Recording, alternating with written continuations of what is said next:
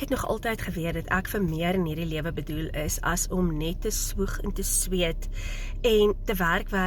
So my naam is Rihanna, ek is 55, ek het my dogter gehad op 21 en dit was regtig 'n struggle om vooruit te kom. Needless to say, ek is nou al 'n ouma en ek sukkel nog steeds finansiëel. So 3 maande terug, bietjie meer as 3 maande terug, het ek afgekom by dame op sosiale media wat verduidelik het van Legacy Builders program en ek het daai vreemdeling vertrou en ek het belê in my eie program, my $900 program.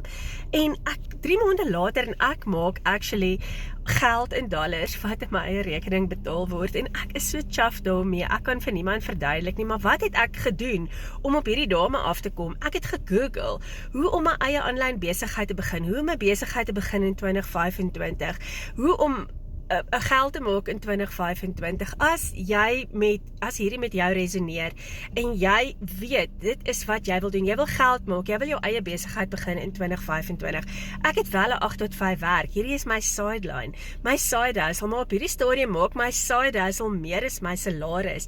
Skryf asseblief vir my Legacy in die comments, ek vat jou hand, ek wys jou presies hoe het ek het gedoen.